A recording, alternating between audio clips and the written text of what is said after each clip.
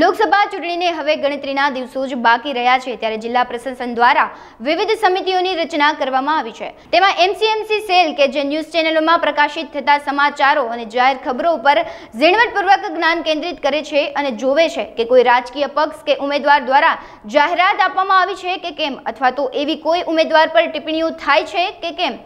આશ્ચર્યની વાત તો એ છે કે આ સેન્સિટિવ સેલ હોવા છતાં જિલ્લા પ્રશાસન દ્વારા દિવ્યાંગો ઉપર વધુ ભરોસો રાખી તેઓને આ જવાબદારી સોંપી છે અને 3 શિફ્ટમાં હાલ સંપૂર્ણ કામગીરી થઈ રહી છે, જે ખરા અર્થમાં એક ગૌરવની વાત છે। રાજકોટ જિલ્લા કલેક્ટર પ્રભવ જોશીએ અબ તક સાથે વાતચીત કરતા જણાવ્યું હતું કે રાજકોટ જિલ્લા પ્રકાશન ચૂંટણીને ધ્યાને લઈ દરેક કાર્ય ઝીણવટપૂર્વક કરી રહ્યું છે અને તેના સંદર્ભે જ વિવિધ સમિતિઓની રચના કરવામાં આવી છે। તેઓએ આશાવાદ વ્યક્ત કરતા જણાવ્યું હતું કે આજે સમિતિઓની રચના કરવામાં આવી છે તેમાં શારીરિક સક્ષમ લોકોને જ ફરજ સોંપવામાં આવતી હોય, પરંતુ સોશિયલ મીડિયા અને મોનિટરિંગ સેલ ખાતે જે દિવ્યાંગો ફરજ બજાવી રહ્યા છે અને નિષ્ઠાપૂર્વક તેઓ તેમની કામગીરી કરે છે તે ખરા અર્થમાં અન્ય માટે પ્રેરણારૂપ ઉદાહરણ છે। રાજકોટ જિલ્લા પ્રશાસન પણ ચૂંટણી પંચના આદેશો પ્રમાણે ટાઈમબદ્ધ કામગીરી કરી રહ્યો છે અને શરૂઆત જ્યારે જાહેરાત થઈ એનો એમસીએમસી જે મોડેલ કોડ ઓફ કન્ડક્ટ છે એના અમલથી થઈ એમાં 11,000થી વધુ જે પોસ્ટર બેનર્સ છે એ 2 દિવસમાં કાઢવામાં આવ્યા હતા। ત્યારબાદ જે અહીંયા મીડિયા મોનિટરિંગ સેલ છે એ સ્થાપિત કરવામાં આવ્યું છે, જેમાં મને જણાવતા આનંદ થાય છે કે 49 કરતાં દિવ્યાંગજનો પોતાની સેવાઓ આપી રહ્યા છે, જેમાં 11 મહિલાઓ પણ છે।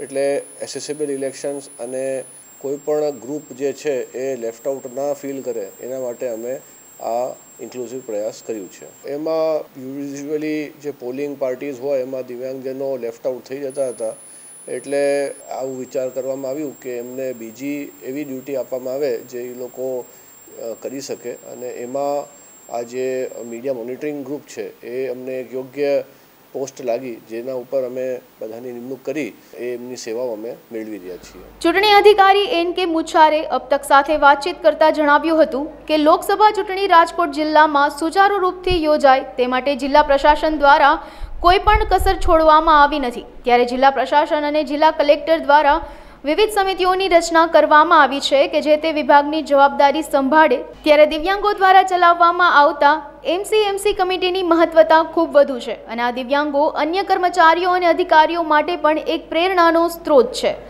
ભારતના ઇલેક્શન કમિશન ઓફ ઇન્ડિયા દ્વારા લોકસભા સામાન્ય ચૂંટણી 2024ની જાહેરાતો કરવામાં આવેલી છે।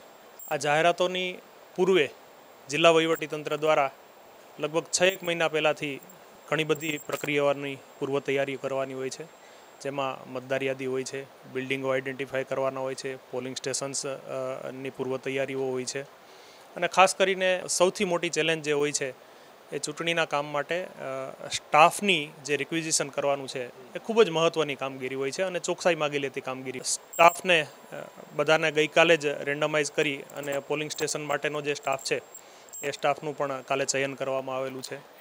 માનનીય કલેક્ટર સાહેબની અધ્યક્ષતામાં ટીમ છે ખૂબ જ સારી રીતના અત્યારે કામગીરી કરી રહી છે।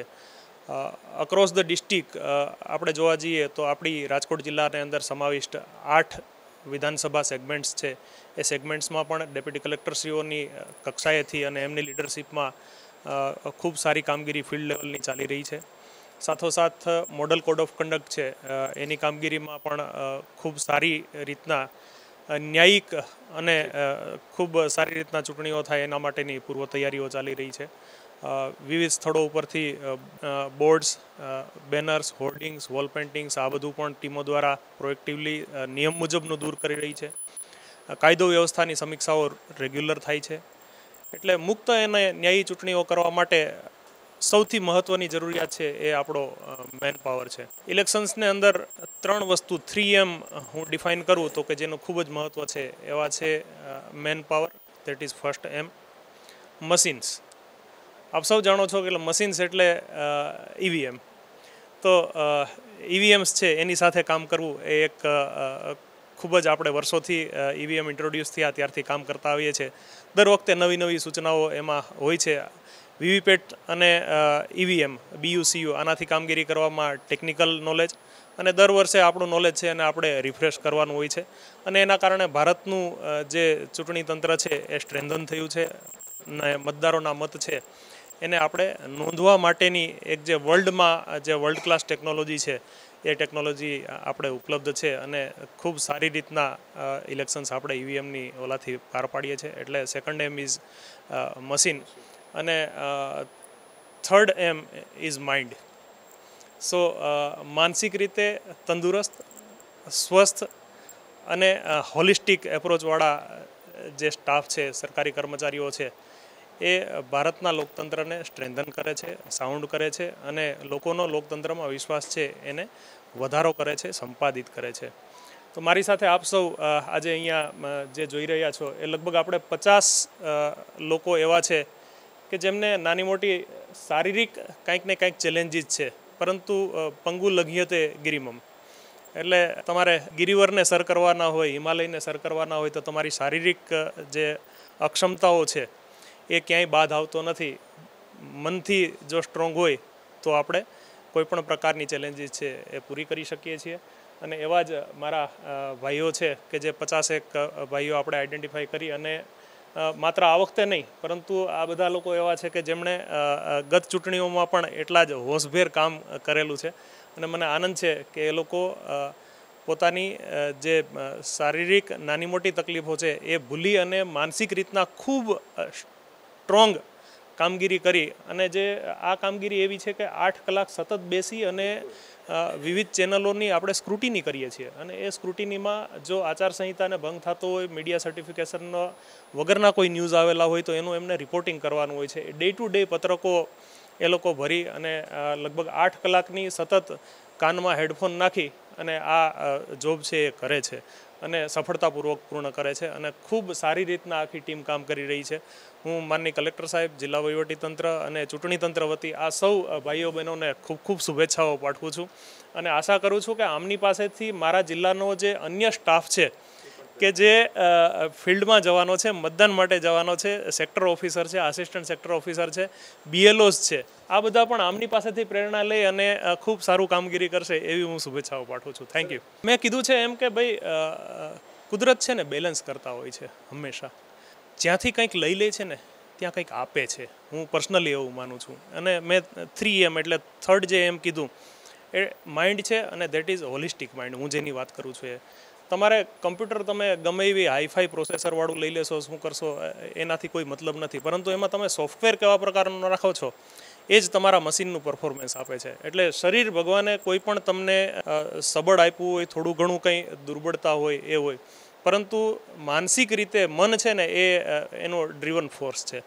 એટલે મનથી સ્ટ્રોંગ તો તમે એ જ તમારો પ્રેરણાનો સ્ત્રોત છે અને એ જ તમારી કાર્યનિષ્ઠા છે અને કાર્યને સફળતા અપાવે છે. એમસીએમસી સમિતિના નોડલ અધિકારી સોનલબેન જોશીપુરાએ અબ તક સાથે વાતચીતમાં જણાવ્યું હતું કે મોડલ કોડ ઓફ કન્ડક્ટની અમલવારી યોગ્ય રીતે કરવામાં આવે તે હેતુસર ચૂંટણી પંચ દ્વારા વિવિધ સમિતિઓનું ગઠન કરવામાં આવ્યું છે. ત્યારે મીડિયા મોનિટરિંગ પણ એક સેલ ઊભો કરવામાં આવ્યો છે કે જે તમામ રાજકીય સમાચારો ઉપર બાજ નજર રાખતી હોય છે અને કોઈપણ પ્રકારની ગેરરીતિ એટલે કે સંહિતાનો ભંગ કરતી મેટર દેખાય તો તેની જાણ જિલ્લા કલેક્ટર દ્વારા કરવામાં આવે છે અને ત્યારબાદ જ કોઈ યોગ્ય નિર્ણય લેવાય છે. ત્યારે તેઓએ આશાવાદ અને ગૌરવ સાથે જણાવ્યું હતું કે આ સમિતિમાં જે કર્મચારીઓ કાર્ય કરે છે તે એક શિફ્ટમાં નહીં પરંતુ 2 શિફ્ટમાં કામ કરી રહ્યા છે, કારણ કે અહીં કાર્ય કરતા અધિકારીઓ વિવિધ સરકારી વિભાગોમાં પણ પોતાની ફરજ બજાવે છે. વધુમાં તેઓએ જણાવ્યું હતું કે ફિઝિકલી ચેલેન્જ હોવા છતાં પણ તેમનામાં કામ પ્રત્યેની જે નિષ્ઠા છે તે અકલ્પનીય છે.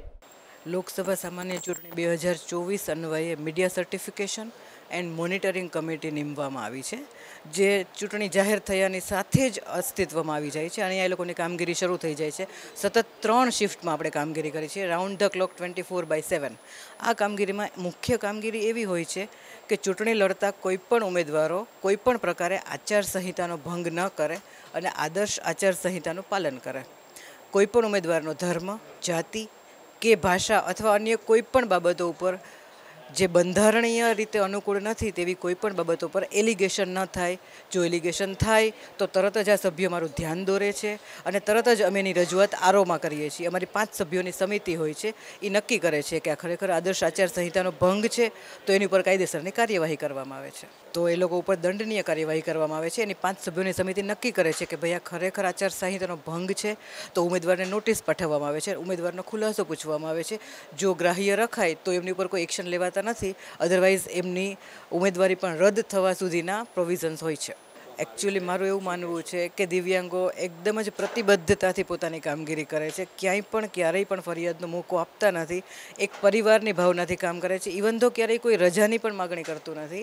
અને અમુક સભ્યો તો એવા છે કે જે લોકો ગઈ ચૂંટણીમાં હતા, આ ચૂંટણીમાં નથી, તો એ લોકો સામેથી માગીને આવે છે કે ભાઈ મારે પણ એમસીએમસીમાં ડ્યુટી કરવી છે. તો I am proud of all of you કે ભાઈ બહુ જ સરસ ડ્યુટી કરે છે બધા જ.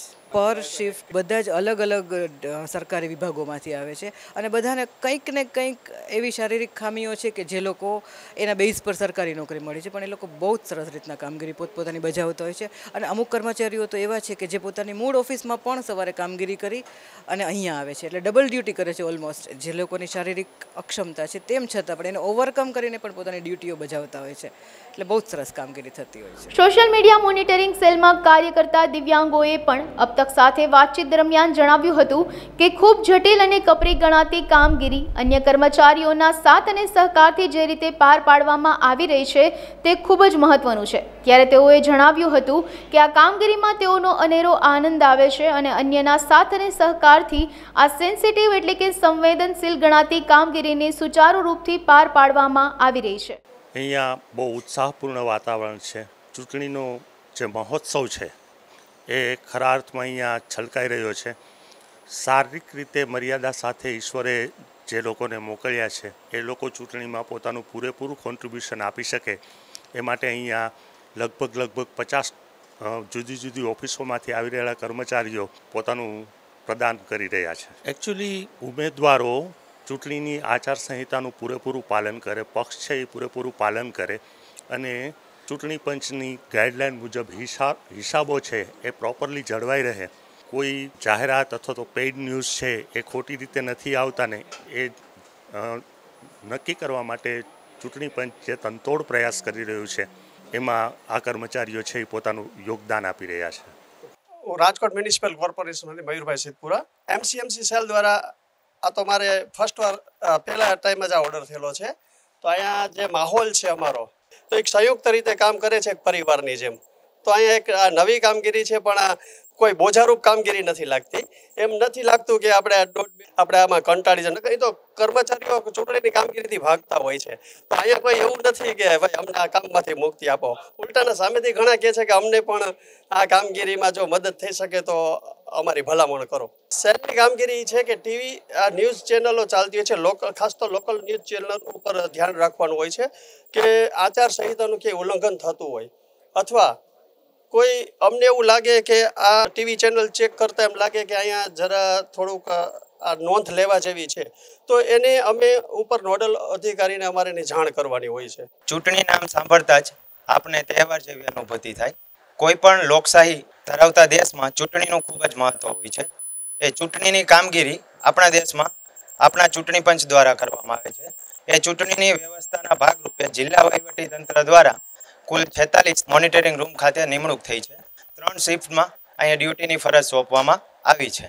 અમારી કામગીરી અહીં ન્યૂઝ ચેનલમાં જોવાનું, કોઈ પણ પેઇડ ન્યૂઝ કે આચારસંહિતાના ઉલ્લંઘન બાબતે કોઈ ન્યૂઝ આવતી હોય તો એનું રિપોર્ટિંગ કરવાનું નોડલ ઓફિસરશ્રીને. એ અમારા નોડલ ઓફિસર દ્વારા જે સૂચના આપવામાં આવેલી છે એ મુજબ કામગીરી હોય છે કે કોઈ પણ આચારસંહિતા જે આપણા ચૂંટણી પંચ દ્વારા એક મોડલ કોડ ઓફ કન્ડક્ટ બનાવવામાં આવ્યો છે એના ઉલ્લંઘન દર્શાવતી કોઈ પણ જાહેરાત હોય તો એનું રિપોર્ટિંગ કરવાનું હોય છે. ફીલ સારું થાય છે. એક દિવ્યાંગ વ્યક્તિ ઉપર જે વિશ્વાસ મૂકવામાં આવ્યો છે એ વિશ્વાસમાં એ ઓપોર્ચ્યુનિટીને અમે લોકો સાચી સાબિત કરી બતાવશું એમ.